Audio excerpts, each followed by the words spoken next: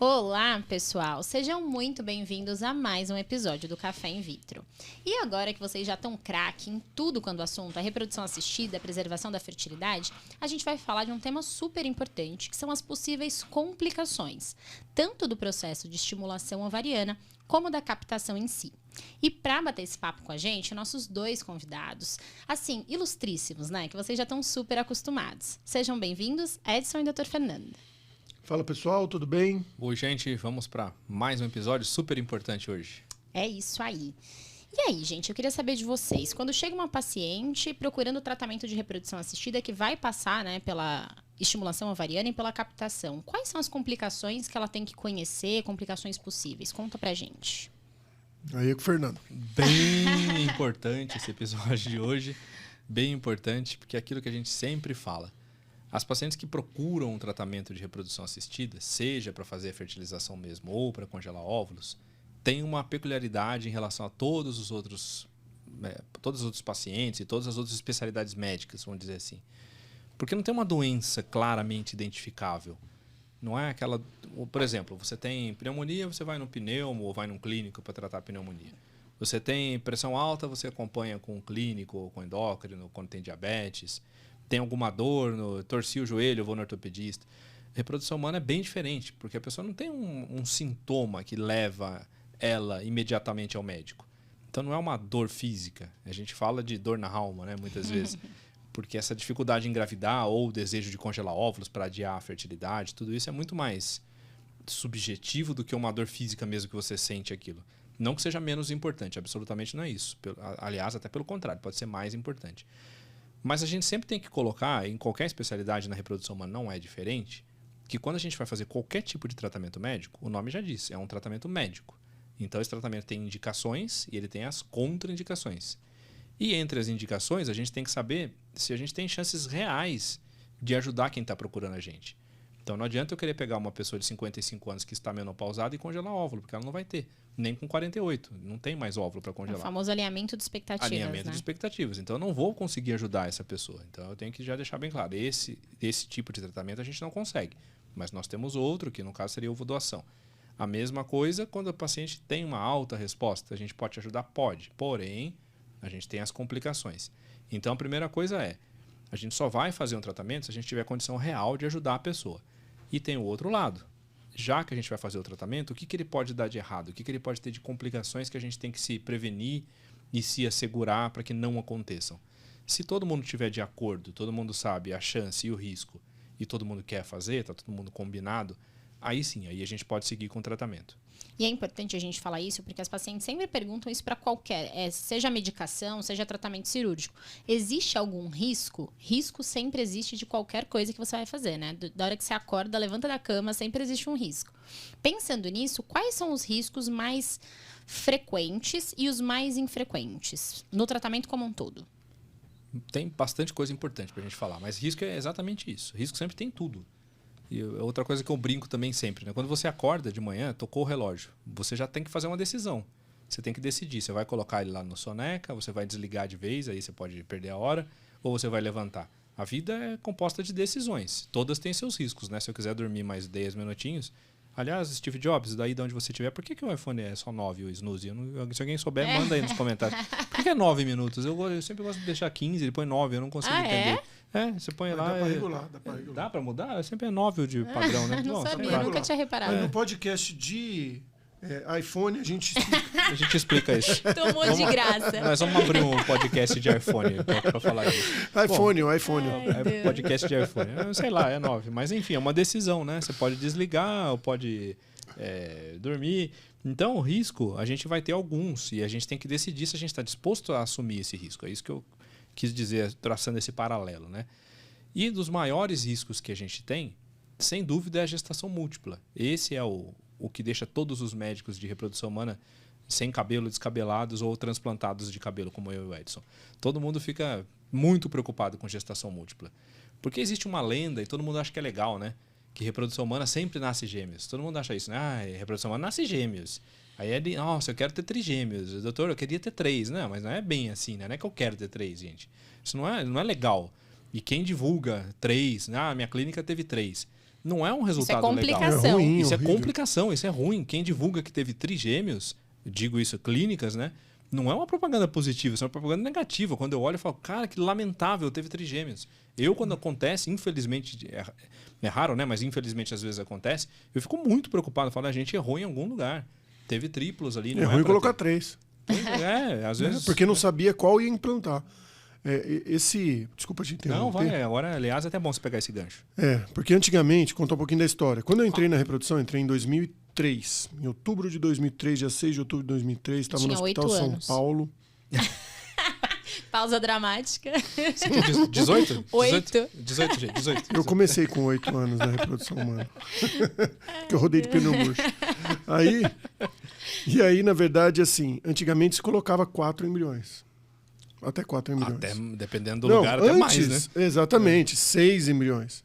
Então tinha muito nascimento de gêmeos. Muito nascimento. Era mais ou menos em torno de 25% dos nascimentos de reprodução assistida naquela época eram gêmeos. Então, criou-se um estigma de que reprodução humana nasce gêmeos, porque antigamente se colocava muito embrião. Mas tem uma diferença muito grande, porque antigamente, primeiro que você transferia no dia 3 de desenvolvimento. O que é o dia 3 de desenvolvimento? Ele é uma fase que ainda o embrião está num estágio que você vai ter, se a paciente teve, por exemplo, 10 oócitos, fertilizam 9 provavelmente vão chegar no dia 3. Então, você não sabia muito o que escolher. Hoje, a gente leva até um pouquinho mais, que é o blastocisto, que é um estágio de desenvolvimento onde o embrião passa por uma troca metabólica. O que isso quer dizer? Quer dizer que ele amadurece. Ele muda a conformação dele, ele muda a carinha dele. E essa mudança de carinha faz com que alguns embriões fiquem para trás.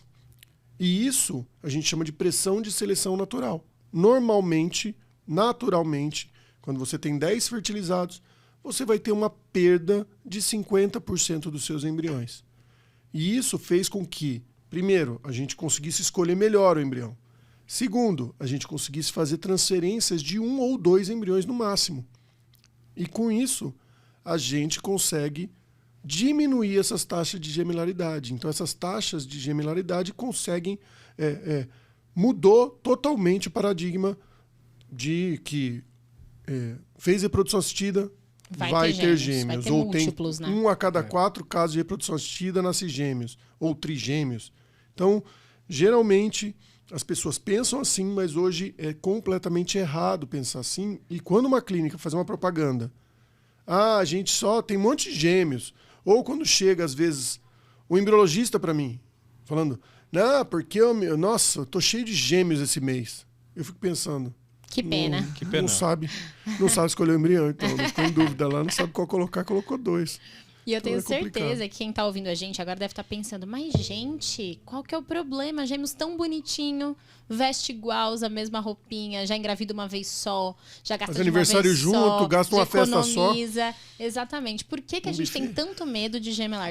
Usa agora seu lado obstetra para contar Sim. pra gente. Esse é bem legal desmistificar, porque é um mito mesmo, né? Todo mundo acha que é legal, porque muitas pessoas famosas até... Tinha um casal super famoso de jornalista que tem triplos, tal. Hoje ninguém já vai são saber. adultos. Ninguém sabe, eu não posso Ele não falar o precisa nome. Vai que eu recebo um oficial de justiça na minha pelo casa. amor de Deus. Não, mas tô falando extrajudicial. bem, viu, gente? Eu gosto de vocês dois. Vocês são pena que vocês separaram. Mas Chipou de novo o casal. Eu chipei de novo o casal, ferrou, né?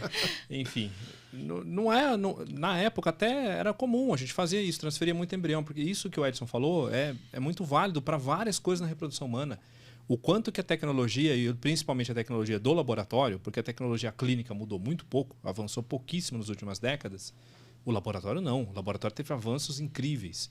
E você ter embriões que antigamente a gente transferia em fase de clivagem, que a gente chama, que era embrião até dia 3, você não tinha muito como escolher mesmo, era exatamente isso. Eles eram muito parecidos. O embrião 8A, 7B, é a mesma coisa.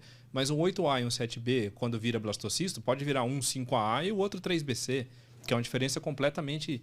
É uma diferença enorme, né? Gritante. Então, quando ele chega 2 dias a mais só de diferença, metade não consegue chegar. Geralmente é isso. Então, já aconteceu uma seleção natural. A própria natureza fala pra gente. Esses aqui, infelizmente, não iam dar uma criança saudável, então eles nem vão se desenvolver. Não iam implantar, não vão dar gravidez e nem chegam. Eles param de se desenvolver. E então a gente já tem menos embriões para escolher. E no 5º dia, a gente tem muito mais opção de escolha. A gente consegue ver melhor o embrião com mais características que permitem selecionar só de maneira morfológica, ou se a gente colocar mais tecnologia, inteligência artificial, time-lapse, que é tema para a 2ª temporada, gente. Vocês vão ver depois. Tá chegando. Existem maneiras de selecionar o embrião. E é isso que o Edson está falando. Então, quando o embriologista sabe selecionar o embrião, ele chega e fala para o médico, esse aqui é o melhor, a gente devia colocar esse aqui. Aí vou voltar à sua pergunta. Por que a gente não gosta de gêmeos? A gente gosta deles, tá, gente? Eles são muito fofinhos. Mas você que tem gêmeos, não tem nada contra os gêmeos. Eu acho legal até colocar roupinha e tal. Mas a gente não gosta de incentivar a gestação múltipla. Não, a gente não gosta de criar mais gêmeos no mundo, porque a gente pode criar problemas. E eu sempre digo para os pacientes, quando vocês vêm me procurar, vocês não estão querendo uma gravidez. Isso que as pessoas têm que entender, mudar um pouquinho a famosa linguagem de coach, né? Tem que mudar o mindset. Que você não está me procurando para conseguir uma gravidez, você está procurando para ter uma família que passa pela gravidez. Agora, se eu fizer uma gravidez com um monte de riscos, um monte de problemas, eu não te ajudei no seu objetivo final. Então eu causei um problema maior. E aí entra a história dos gêmeos. Qual que é o grande problema dos gêmeos? Prematuridade, esse é o problema. Por mais que as maternidades tenham melhorado, as UTIs neonatais, os pediatras, os protocolos, tudo isso tem evoluído muito e hoje a gente tem condição de tirar da maternidade uma criança que nasce com prematuridade extrema, praticamente sem sequelas. Isso não é realidade para todo mundo, não é realidade em todas as cidades. E nem é possível fazer isso sempre. Então, quando nascem prematuros, e gêmeos vai nascer prematuro, não tem gêmeos de 40 semanas, isso é muito, muito raro. Gêmeos vai nascer com 7 meses ou menos, 8, 7, 6, às vezes pode nascer extremo. Isso é muito risco. A criança pode ter um monte de problemas, hemorragia, pode ter problema de hipóxia, anóxia neonatal, e por aí vai, sequelas neurológicas, distúrbios metabólicos. E a gestação também, né, Doc? A gestação em si tem diabetes gestacional com risco aumentado, pré-eclâmpsia, que é a pressão alta na gravidez, então pode ter problema para a mãe, inclusive risco elevado de morte para os dois. Pode acontecer. Graças a Deus. E aí volta aquilo que a gente falou no começo. A gente atendeu um casal que não tem uma doença tipicamente definida e que depois vai ter, tá tudo bem, engravidei de 2, que legal, não sei o que, deu uma complicação e pode ter óbito de todo mundo. Ou seja, a gente criou uma coisa que na medicina chama de iatrogenia, que é uma complicação causada por um ato médico. Então, uma coisa que veio no início com uma proposta muito bonita, muito legal de construir uma família, a gente no fim pode destruir tudo. E isso que a gente tem que evitar. Por isso que nós, médicos, a gente não gosta de ter gestação múltipla. A gente evita ao máximo. Isso que você falou é muito legal, porque eu acho que é exatamente esse o raciocínio que as pacientes têm que ter. O objetivo não é só o beta positivo, engravidar. O objetivo é um bebê em casa. E a gestação gemelar com as suas complicações pode diminuir a sua chance de um bebê saudável em casa, né? Então isso é importante da gente levar em consideração. É importante pontuar que a gente sempre está falando isso em uma média. Porque, obviamente, vai ter gente falando assim, mas eu tive gêmeos. Minha vizinha teve 9 meses. E foi tranquilo. Minha vizinha teve trigêmeos. Eu conheço uma tia que teve trigêmeos. Já vou falar, eu tenho um grande anos. amigo que ele teve trigêmeas natural. A esposa dele, elas nasceram prematuras. Mas... Se falasse que é Deu tudo trigêmeos certo. de 40 mas deu semanas. tudo certo. Hoje as meninas estão aí com 14 anos. Então, assim, é importante colocar aqui, isso é um aumento da incidência um aumento do risco. Exato. Né? Não quer dizer que se você engravidou de gêmeos, você vai ter problema. Calma, né? Exatamente. Não, isso é extremamente importante, gente, porque medicina, por mais que a gente tente colocar todo mundo em uma caixinha, é algo biológico, tá? Não é algo matemático. Então, assim, não é porque, eu tive gêmeos, eu vou ter essas complicações. Não, a gente tá falando sobre aumento de risco. Então, o fato de ter gêmeos, sim, aumenta todos esses riscos. Não quer dizer que 100% das gestações de múltiplos terão esses riscos, entende? Então, é basicamente isso. Gêmeos é a principal complicação. Então, hoje em dia, as empresas modernas, e clínica de reprodução não é diferente, sempre tem aquela história, né, de missão, visão, valores, princípios, etc. E acho que um dos princípios que todo mundo tem que ter é segurança. Isso na medicina é uma coisa super importante. Então, a minha clínica tem como um dos princípios segurança. E a gente tem feito uma opção já há 3 anos, esse é o 3º ano, desde 2020 a gente começou a fazer isso, de transferir embrião único. Lógico, se o casal quer transferir 2 embriões e ele está dentro das normas do Conselho Federal de Medicina que pode, a gente vai conversar, se eles quiserem mesmo assim, sabendo dos riscos, desde que não seja alguma doença, né? A pessoa tem uma doença grave, que se colocar gêmeos pode ser pior ainda, a gente não vai, né? A gente não vai topar. Mas se não tiver nada que contraindique absolutamente o casal quiser colocar 2, apesar de tudo isso que a gente falou, ok, pode. Mas a nossa intenção é sempre transferir um embrião, que é uma sigla que vem do inglês, né? O SET, que é Single Embryo Transfer. E justamente a ideia é evitar essas complicações. É uma tendência na Europa por outros motivos. Na Europa tem uma questão econômica também, né? Que se liga com isso de não nascer prematuro, que lá muitos países pagam os tratamentos, né? Eles dão subsídio. Ou seja, já que o Estado paga para o paciente ter a gravidez, o Estado não quer arcar depois com as complicações. Então eles só vão pagar para transferir um embrião, não pode transferir 2. E isso ajudou muito, porque já que lá é lei, lá é obrigatório em vários países, tipo na França, por exemplo, a gente conseguiu pegar esses dados de... Tá, mas se a gente colocar... A grande dúvida é essa, né? Se eu colocar menos embriões, eu vou engravidar menos, minha taxa de gravidez vai piorar. Então, com esses dados da Europa, principalmente, de transferência eletiva de embrião único, não é que tinha só um e colocou um porque não tinha outro. Escolheu-se colocar um por uma obrigação legal. O que acontece? Engravida menos ou não? Essa é a grande pergunta das pacientes. Mas, doutor, eu queria colocar 2 porque aumenta. eu quero engravidar dessa vez. Porque aumenta a minha chance. Porque dobra, né? Porque se eu coloco 1, tem uma chance. Se eu coloco 2, vai dobrar? É assim que Essa funciona? é a pergunta, mas não é assim a matemática, né? E por isso que médico não é engenheiro. Exato.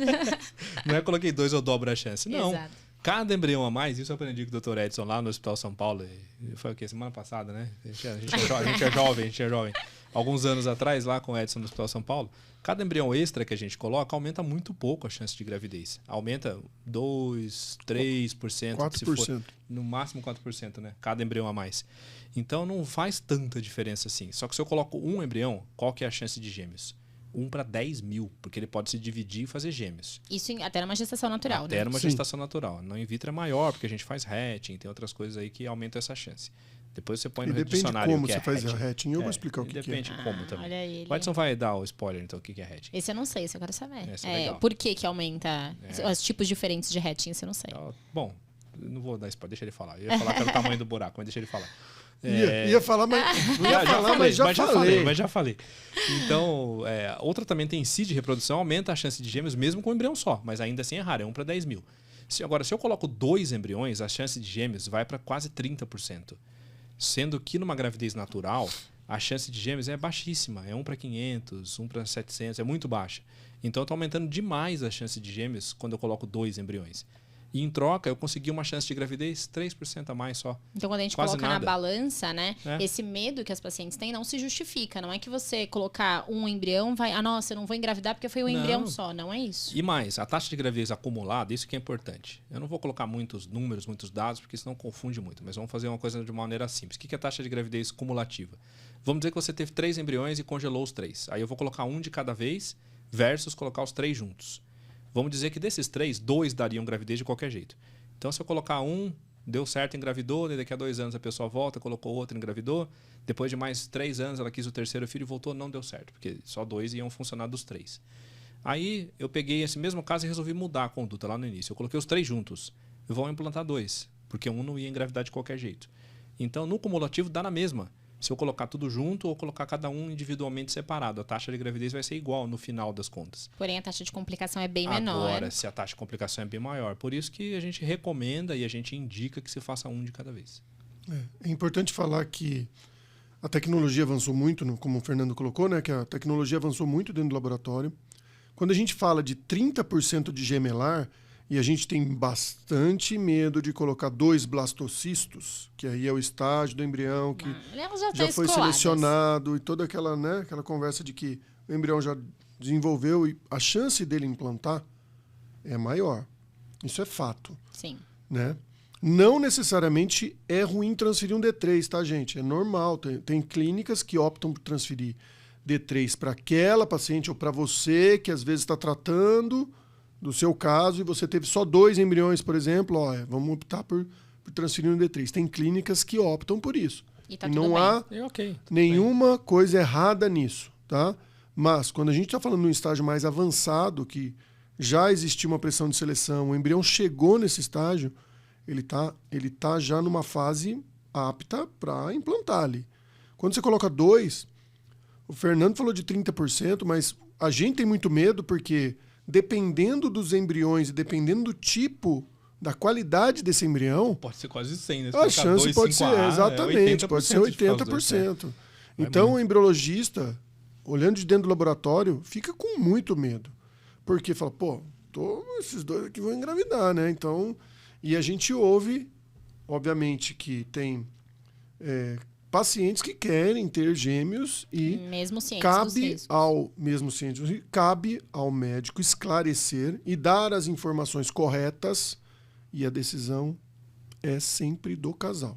Então não tem assim, a decisão é de vocês, a decisão é do casal. A gente tem que dar as informações corretas e o casal decide, obviamente dentro da lei. Sim. Qual que é a lei, Fernando? Você pode colocar... Hoje em dia, o Conselho Federal de Medicina limitou de novo, né? E eu acho ótimo, porque cada vez que muda a resolução, vem diminuindo o número de embriões. Então, isso está de acordo com a idade da paciente. Pacientes muito jovens, a gente só coloca um embrião. 35, 37, não lembro 35. de cabeça. Mudou agora recentemente. E até 40 anos, a gente pode colocar 2. E mais do que isso, até 3. Mas não tem por que colocar muitos embriões. O risco não supera o benefício. O risco não vale a pena. E mesmo em paciente com mais de 40, na nossa clínica, a gente costuma colocar um sempre, independente da idade, porque a gente vai selecionar o melhor embrião, né? O embrião que é aquele que a gente fala, esse aqui é o que tem mais chance de dar certo.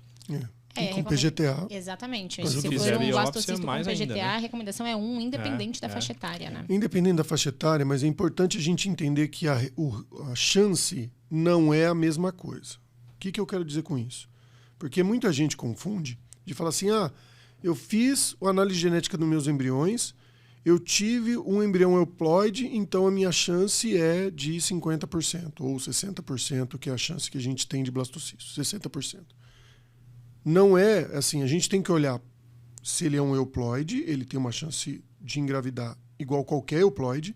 Entretanto, é importante saber que esses embriões eles têm qualidade. Então, o blastocisto, como eu já expliquei em algum podcast lá para trás, do 1, 2, 3, 4, 5, 6... Que viralizou, por sinal. Esse A seu, idade do- esse que é seu a Reels. idade do embrião, e aí ele é classificado em ABC. Isso. Essa classificação ela é importante para predizer ou dar um prognóstico para a gente se esse embrião tem alta ou baixa chance de implantar. E aí a gente toma a decisão toma a decisão às vezes de quantos embriões vão colocar baseado na qualidade do embrião. Por quê? Porque muitas vezes a gente tem 2 embriões com uma qualidade morfológica pior, né, mais baixa, e aí a gente fica com um pouco menos de receio de colocar 2 embriões. Porque a taxa de implantação já vai ser menor pela qualidade. É esperado que seja Sim. menor. Né? Para você ter ideia, a gente sai de 30%, que é um CC, que a gente chama, que são aquelas letrinhas, o A, B e o C, o A é o melhor e o C é o que está piorzinho, que tem menos chance. Se a gente tiver CC, que a gente chama, né, que é o bacelar interno e trofectoderma CC, as duas partes que a gente classifica, ele tem em torno de 30% de chance de implantar. Se a gente tem um AA, o que é um AA? Um AA é o embrião padrão, é o top quality. Ele tem em torno de 60% a 70% de chance de implantar. E isso mesmo se eu estiver falando de um CC euploide e de um AA euploide, é isso? Exatamente, Isso é outra confusão que muita gente faz, né? Se o embrião euploide, ele tem mais chance de implantar do que um embrião aneuploide. Em tese, logicamente, sim, né? Mas a classificação morfológica ainda é superior nisso, para a gente poder saber se ele implanta mais ou não. São coisas diferentes, né? São coisas diferentes. As duas informações combinadas, elas são excelentes. Exatamente. Mas a gente, para saber chance de implantar, a primeira coisa que a gente olha é a morfologia. E a gente raciocina diante dessas duas informações associadas. A gente combina as duas para saber. E fala do furinho agora, que eu fiquei curiosa. Explica o que é hatch. Antes do furinho, você quer minha bolacha? Eu não, tô fit. Você também? Eu também. Não oferece não que eu quero. Doutor Fernando não tá fit hoje. Pega aí minha bolacha. Adoro. Tá resolvido. Sem trocadilho. Eu tô com a dó de comer esse bolacha Pra aí. quem só acompanha a gente pelo Spotify e não tá assistindo, obviamente, né, no Café em Mas Vitro. no Spotify é só você colocar na telinha que Aparece aparece também no o vídeo. Spotify. Mas Agora a gente tem vídeo no Spotify. você tá concentrado no trânsito e tudo mais. Eu só venho aqui pra comer esse waffle Então, aqui. vem, tipo, sabe aquele wafflezinho em cima do café? É isso, gente. Mas eu e o Edson estamos fitness e não comeremos Vocês hoje. tomar vergonha na cara. Mas fala do furinho, que eu quero saber, do hatching. Explica a diferença, que eu não sabia que tinha vários diferentes. O que acontece? Quando tem uma tecnologia que se chama laser de ablação de zona pelúcida. Esse nome é meio comprido, chique. Mas é um laser que ele corta a zona pelúcida. O que é a zona pelúcida? É a casquinha do embrião. É a casquinha do ovo, do óvulo. Sabe o pintinho, gente? Que ele vai nascer, não tem que quebrar a casquinha para sair? Então é a mesma coisa. Exatamente. O que a gente... Quando a gente não tinha o laser, a gente fazia vários tipos. O hatching é abrir. É você quebrar, abrir a zona pelúcida. Quando você... antigamente a gente usava um ácido ou a gente fazia um mecânico. A gente transpassava com uma pipeta a zona pelúcida, a casquinha, e cortava ela e abria como se fosse um tampo, assim. Uhum. E aí a gente não tinha tanto problema de gemelaridade. Problema não, né? A gente não tinha aumento de gemelaridade. Tanto incremento na taxa. Tanto incremento na taxa. Depois que teve o advento do laser, o pessoal começou a testar vários tipos de hatching, vários tipos de abertura da zona pelúcida, dessa casquinha do embrião.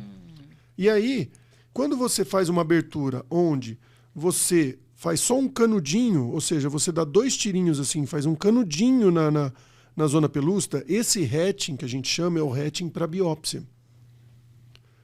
Muitas vezes o embrião ele sai, começa a eclodir por aquele furinho, e aí ele forma como se fosse um 8. São aquelas fotos bonitinhas que a gente vê. Exatamente. E muitas vezes ele colaba nesse 8, e aí ele forma 2 embriõezinhos que são gêmeos idênticos. Ele racha naquele buraquinho ali, ele começa a sair, puf, Isso. rebenta. E aí formam 2 embriõezinhos. 2 idênticos. 2 gêmeos idênticos. Gêmeos idênticos é isso, mesmo numa gravidez natural. É quando o embrião se divide em 2 e faz gêmeos idênticos. Exatamente. O que a gente aconselha para não aumentar? E o que eu faço isso quando eu vou dar consultoria nas clínicas? Uhum.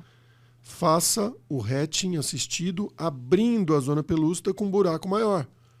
Porque aí você não tem esse risco do embrião colabar no meio, né? No meio e formar 2 nenezinhos. Faz todo sentido, hein? Né? Gostei.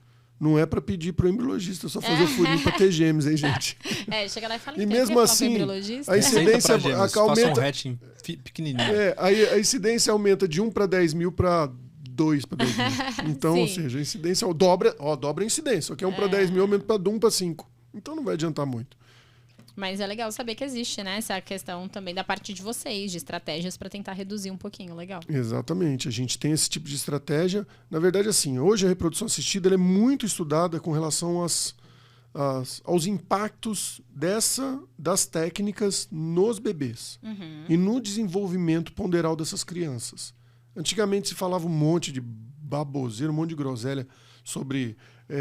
ela vai ter deficiência cognitiva... vai ter deficiência de crescimento, peso ao nascer. Então, já inventaram...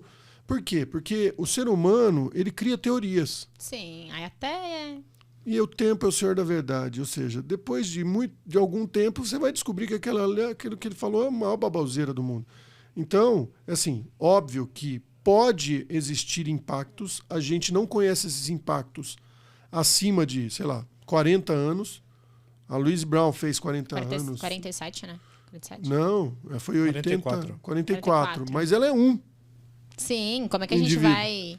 Se tivesse 1 milhão há 40 anos É atrás... diferente. É diferente. Então, assim, e eu acho que esse estudo vai ser muito difícil da gente conseguir fazer e medir. Entretanto, a gente sabe que até agora...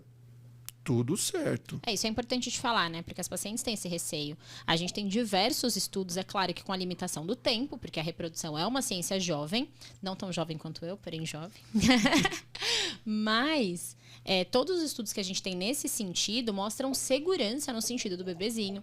Já por muito tempo se questionou se os hormônios que a gente usava não traria complicações para a mulher, câncer de mama, e isso também tem sido estudado. A gente tem estudos aí com mais de 20 mil mulheres acompanhando por mais de 5 anos, e a gente não teve incremento nas taxas. Então, assim, esse tipo de segurança até o momento a gente tem. Mas voltando para as nossas complicações, que é o tema de hoje, a gente falou bastante sobre gemelaridade, né? Eu acho que ficou claro que ter gêmeos é uma complicação que a gente tenta evitar o máximo possível, pensando na possibilidade de aumento desses riscos gestacionais que a gente estava conversando.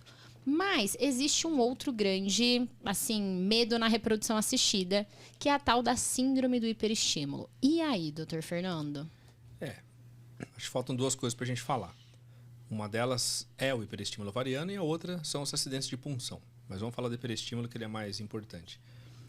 Isso é outra coisa que a tecnologia mudou muito. E aí foi uma combinação de tecnologia clínica e laboratorial. Uma grande combinação. O que é o hiperestímulo? O nome já disse. É quando estimula demais. Mas não é estimular assim de 20 óvulos. é ter 40, 60, 80, às vezes tem muito, mas muito óvulo mesmo. Então, cada óvulo produz um pouquinho de hormônio quando ele está crescendo, um pouquinho de estradiol. Agora, multiplica isso por 10, que é o que a gente gosta, de ter 10 a 15 óvulos. Multiplica por 20, multiplica por 30. Chega uma hora que o nível de estradiol fica muito alto, que ele passa a ser bastante perigoso. Porque isso começa a desencadear uma série de outras reações metabólicas no organismo. Então, eu não vou entrar muito em detalhe fisiológico, mas tem um hormônio que chama VEGF, ou uma substância, que não é um hormônio, chama VEGF. E para que ele serve? Ele vai aumentar uma coisa que a gente chama de permeabilidade capilar. Ele deixa os vasos de sangue mais permeáveis. Então começa a sair líquido de dentro do vaso de sangue e cai nas cavidades. E o que a gente tem de cavidade no corpo? O abdômen, tem a cavidade abdominal, tem a cavidade que fica em volta do coração, que a gente chama de pericárdio, e a que fica em volta do pulmão, que é a pleura. Então pode cair líquido nesses 3 espaços, se a pessoa começar a responder muito. Teve uma alta resposta aos hormônios. O líquido sai de dentro do vaso de sangue e cai na barriga, cai no pericárdio e cai no pulmão. Então acontecem 2 coisas principais, que são um grande risco. Como sai o líquido de dentro do vaso de sangue, o sangue fica mais grosso. Então ele tem mais risco de entupir o vaso de sangue. Ele pode dar trombose. E trombose extensa no corpo inteiro. E logicamente, dependendo do nível, a pessoa pode morrer por causa disso. Outra coisa, começa a dar falência no rim, porque tem pouco sangue circulante, o rim para de funcionar, então a gente tem insuficiência renal aguda. E aí a pessoa às vezes pode até ter que fazer diálise, né, que é em casos bastante graves, quando a creatinina passa de 10, enfim. Aí são coisas mais clínicas. E uma das maiores preocupações nossas é quando esse líquido cai no abdômen, cai nas cavidades, no abdômen, no coração e no pulmão. Principalmente no coração, que é potencialmente grave, quando pode acontecer uma coisa que a gente chama de tamponamento cardíaco. O coração não consegue bater mais porque tem muito líquido, então ele fica comprimido. E no abdômen também. No abdômen tem uma coisa que chama de síndrome compartimental. Começa a ficar tanto líquido lá dentro, fica tão inchado o abdômen, que começa a apertar, espremer os órgãos mesmo. Né? Por isso que fala de síndrome compartimental. Vira um compartimento ali dentro, um compartimento fechado. E isso dá um monte de alterações no fígado e no funcionamento de outros órgãos. Então, lógico, eu estou aqui traçando um cenário, né, tenebroso, parece filme de terror. Esse é o auge da gravidade, vamos dizer assim. É o auge da né? gravidade, é o risco do risco do risco. Existem graus na síndrome, né? Existem graus. A gente considera até que praticamente 100% dos casos hiperestimulam um pouco, né? Mas esse um pouco é tranquilo, é muito leve, não tem nenhuma dessas complicações graves. Agora, essas graves, antigamente eram menos do que 3% ou menos do que 1%, dependendo do estudo que você pega. Hoje, tende a 0 praticamente, por causa de algumas mudanças tecnológicas nos hormônios, na maneira de entender como é que funciona a reprodução e no laboratório, principalmente pelo desenvolvimento das técnicas de congelamento de óvulo e de embrião. Então, explica pra gente por que antes isso era mais comum e agora mudou. O que a gente está fazendo de diferente para tornar o procedimento mais seguro? Então, primeiro no laboratório. Antes, a gente não tinha um congelamento de óvulo, por exemplo, tão eficaz que nem é hoje com a vitrificação, que a gente já falou em vários episódios aqui do podcast sobre isso. Que antes era congelamento lento, hoje é vitrificação. Quando você indicava o congelamento para alguém de óvulo, era praticamente jogar fora o tratamento, porque a gente sabia que não ia sobreviver nada. Quando ia descongelar, ia perder tudo. Mesmo o embrião perdia bastante, perdia 30%, 40%, 50% às vezes do embrião no congelamento lento, perdia muito. Então a gente tirava muita chance da paciente quando congelava o óvulo ou o embrião. E aí sempre ficava naquela dicotomia, né? Eu vou tentar arriscar porque ela está com um risco de hiperestímulo, mas se eu congelar ela não vai ter chance de engravidar. Então, às vezes, a gente queria arriscar de não tirar a chance da pessoa engravidar, mas aí ela desenvolvia o hiperestímulo. Porque uma das coisas que desencadeia o hiperestímulo é o hormônio da gravidez, o beta-HCG. Tanto o que a gente usa, que daí é a segunda parte da minha resposta, quanto o que o próprio embrião produz numa gravidez natural. Então, se ela estava num risco de ter hiperestímulo e engravidasse, a gravidez fazia o hiperestímulo piorar. Ainda ou mais desencadeava, grave, né? ainda mais grave, que são as famosas formas tardias, né, que a gente fala. Então, era muito perigoso. E isso resolveu com o laboratório. Congelou na vitrificação, não tem perigo. A pessoa vai, depois que ela quiser usar, daqui a 1 mês ou 2, vão estar lá os óvulos, vão estar lá os embriões com segurança.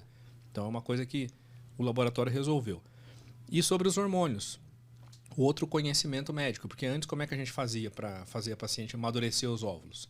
A gente usa um hormônio, até hoje ainda usa, e é o mais usado inclusive, que é o HCG.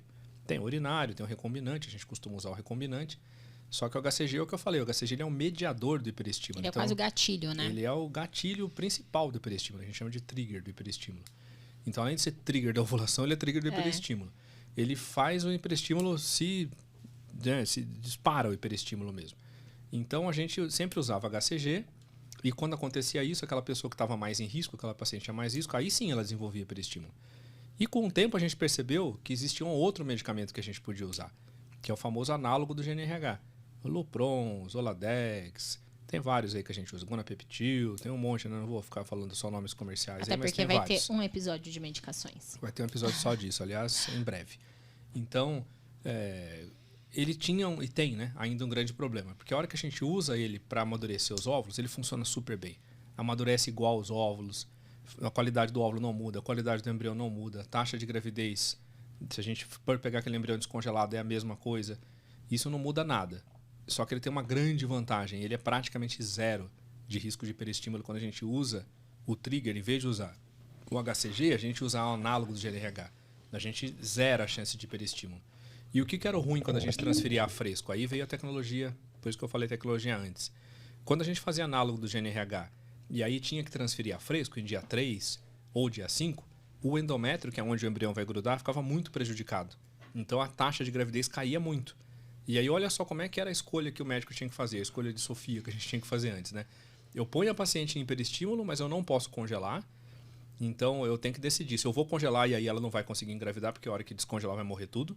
Se eu transferir a fresco, ela pode entrar num hiperestímulo. Agora, se eu não transferir também, Ela perde a chance. ela perde a chance de engravidar, ela vai ter que fazer outro tratamento e custa caro, vai ter que fazer tudo de novo do zero.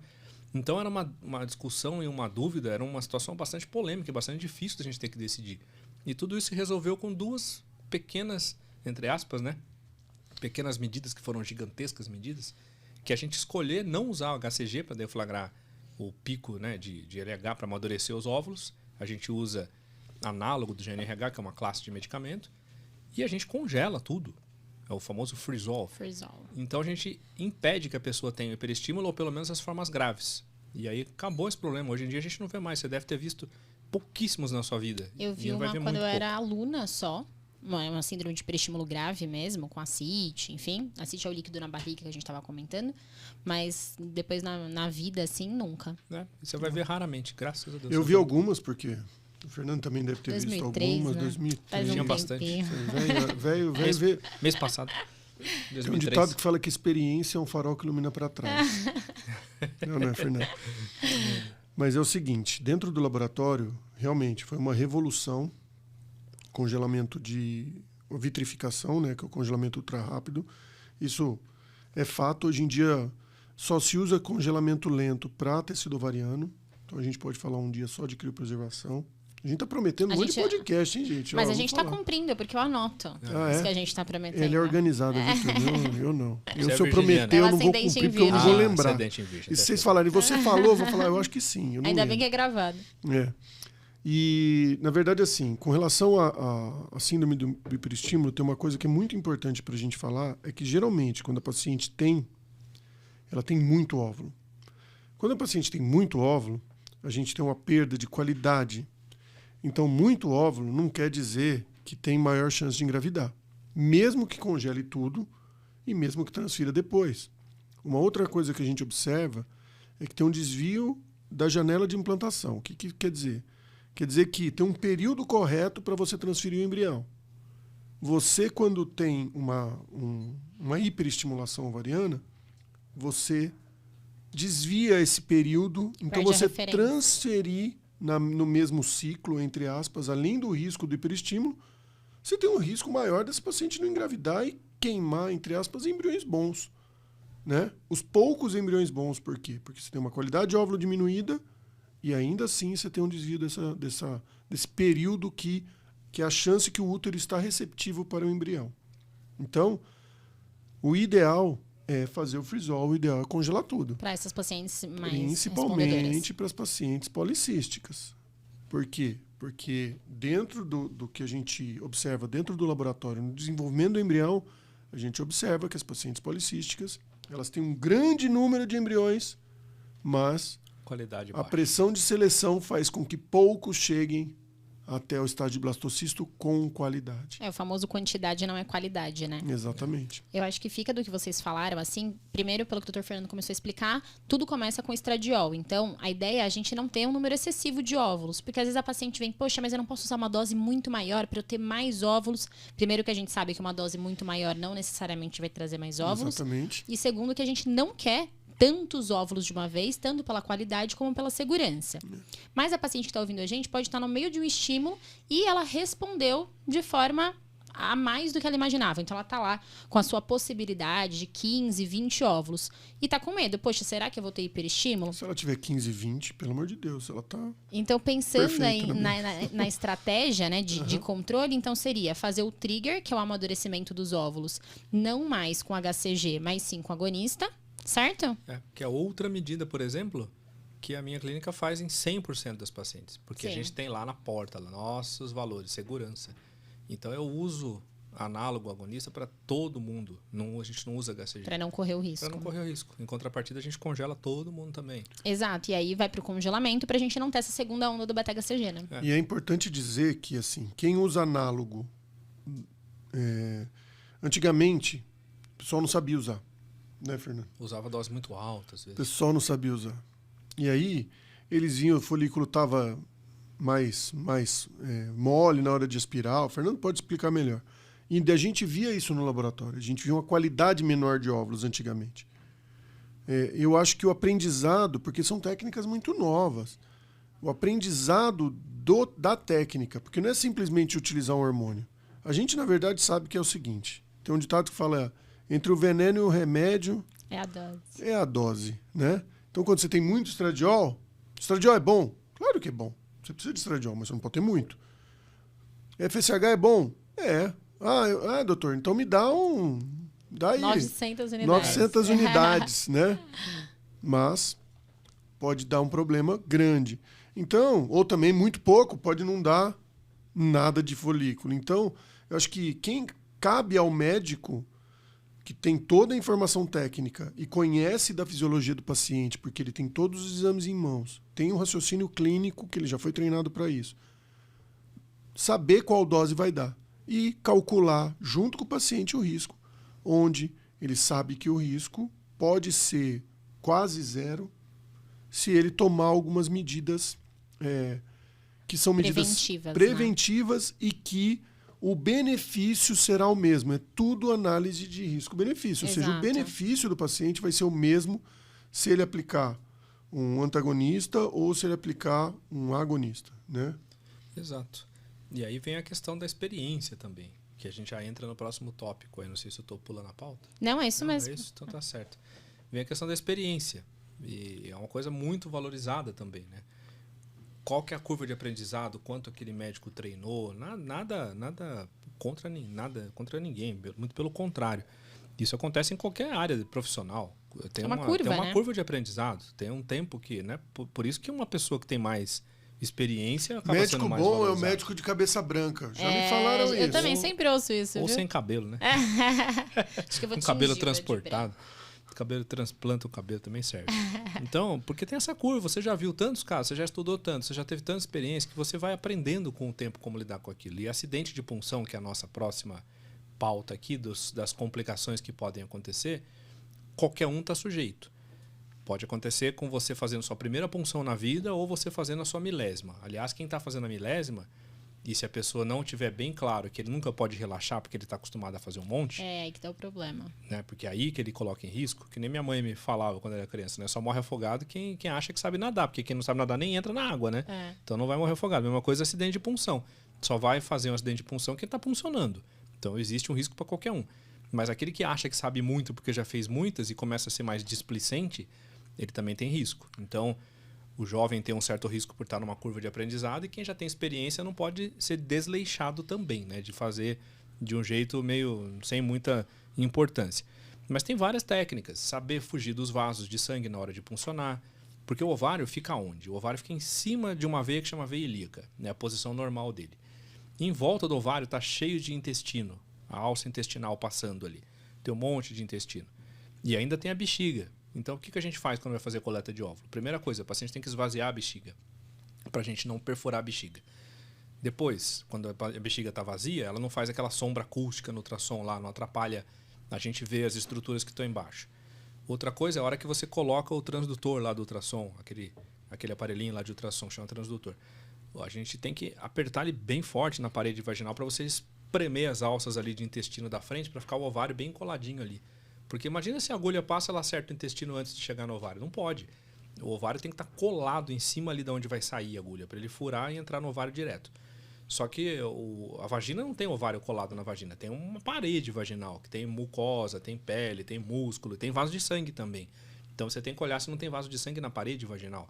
E tudo isso são detalhes que não é tão fácil como parece, né? Tem um treinamento para a pessoa fugir dos vasos, não acertar a alça, não acertar a veia ilíaca, saber diferenciar. Às vezes o folículo ele é muito parecido com o vaso de sangue, dependendo do corte que você pega.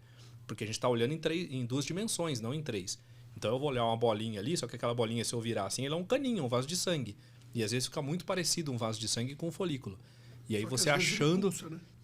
Só esse detalhezinho. Quando é artéria, ele pulsa. Mas veia não. Veia, às vezes, você não consegue enxergar tão bem essa pulsatilidade. E quem não tem muita experiência, é comum até errar. Então, o que pode acontecer? A pessoa pode puncionar, por engano, a bexiga. Aí pode dar infecção de urina, até coágulo dentro da bexiga, dá muita dor, pode dar hemorragia severa.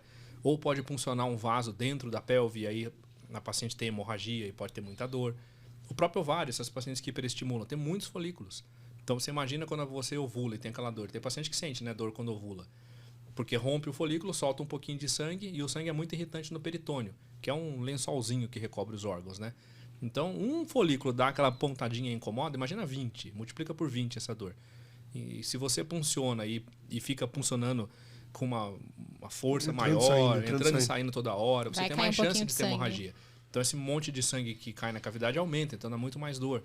Ou seja, tem uma série de detalhes técnicos que fazem muita diferença e que, se não forem respeitados, podem levar a um acidente de punção. E que, em caso extremo, até a paciente pode ter que ir numa cirurgia de emergência. Pode ter que fazer uma laparoscopia para lá e cauterizar, que a gente fala, né? Que é queimar lá o vasinho de sangue que está sangrando para parar aquele sangramento e tirar da emergência. Ainda bem que são casos de extrema exceção, é muito raro acontecer. Mas é um acidente de punção que precisa ser explicado para o paciente que pode acontecer. E para quem está ouvindo não ficar apavorado, né, assistindo, como o Dr. Fernando falou, essas complicações são mais raras, né, não é uma coisa que a gente vê com frequência. E também para não ficar a mensagem, a ideia de que tudo isso que a gente falou de complicações, como se fosse um julgamento. Complicação tem esse nome porque pode acontecer com todo mundo. Qualquer médico, qualquer um. Exato. Então a gente adota todas as estratégias possíveis para se prevenir, mas o risco nunca é zero. Né? Então a gente comentou, poxa, a gente fica triste quando tem gemelar, mas todo mundo tem, em algum momento, um gemelar. Mesmo transferindo um único embrião, mesmo tomando todos os cuidados. Hiperestímulo tende a zero, mas um caso pode acontecer mesmo com a gente tomando todas as prevenções. Então, a ideia é que vocês entendam que existem estratégias para reduzir esses riscos, mas que são complicações por um motivo. Podem acontecer, né? Sim. Só pegando o gancho que o Fernando falou, é importante tudo... Tem um ditado que fala o seguinte... Eu amo. Os ditados. Que quando o caboclo começa a se achar, ele tropeça e cai. A soberba precede a queda.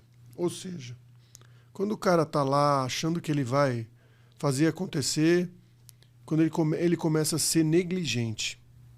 E negligência, ela é um ato que pode acontecer com qualquer um, mas quem tem humildade o suficiente para saber que nunca vai estar bom o suficiente, sempre tem que estar estudando e sempre tem que estar treinando, sempre tem que estar se atualizando. Essa pessoa, ela vai ser muito mais difícil de cair do que uma pessoa que já está lá no topo e achando que... Ou que nem está no topo, mas que acha que está no topo, porque às vezes a gente se engana. Na maioria das vezes as pessoas que nem estão, não chegam nem perto do topo, coitado, mas está achando que está lá. Então tem que tomar muito cuidado. Por isso, estudem. Stalkear, né? Stalkeiem, não sei nem se existe esse verbo. Agora existe. É o verbo das redes sociais. Stalkeiem o médico. Né? Stalkeiem o embriologista. Veja como eles fazem. Stalkeiem as pessoas. Ou seja, olhem os currículos. Procurem um médico que já tem um histórico. Procurem embriologia, um laboratório. Olha o currículo, tá lá. Você entra no site. digita, vai atrás das redes sociais, vai atrás de tudo dentro do embriologista para entender como esse cara trabalha e qual a experiência que ele tem. Porque com isso, você aumenta a segurança do teu tratamento. Com certeza. É bem isso que a Amanda e o Edson falaram, né? Pode acontecer com qualquer pessoa, sendo jovem, mais experiente. Não é nenhum tipo de julgamento, muito pelo contrário. Mas a gente tem que saber que existem as complicações. E a gente tem que evitar essas complicações ao máximo. E sempre procurar quem tenha um bom histórico, né, de não ter complicações. Porque isso faz parte do tratamento e é tão importante quanto. No resultado é uma parte extremamente importante. E as complicações também. A segurança faz parte do segurança resultado, né? faz- Não é uma coisa à Exatamente. parte. Não, é uma parte muito grande. A gente tem que ser eficiente e eficaz. Exato. A diferença é o seguinte: a eficiência, você faz tudo certo, passo a passo, para você ter a segurança. E a eficácia quer dizer que você chegou no seu objetivo. Um médico, um embriologista, um enfermeiro, psicólogo, toda a equipe de uma clínica que está envolvida num tratamento, ela tem que ser eficiente e tem que ser eficaz. Se ela não tiver eficiência, ela expõe o paciente a um risco. Se ela não for eficaz, ela não tem resultado. Então, ela pode, às vezes, ser muito eficiente, mas é pouco eficaz. Então, o objetivo é procurar em pessoas que são eficientes e eficazes. Né? Equipes, né? Exato. E eu espero que para vocês, né, não tenha ficado um podcast assustador. A ideia não é essa, é justamente que vocês conheçam as possíveis complicações e principalmente que a gente tem coisa para fazer para tentar evitar o máximo possível e reduzir esses riscos. Espero que vocês tenham gostado desse episódio. Mensagens finais? Beijo, tchau, abraço. Beijo, tchau, abraço. Nos vemos no próximo podcast. Até a próxima. Exatamente, gente. Um beijo, tchau e até tchau. a próxima. Siga nossas redes @Café in Vitro. É isso aí.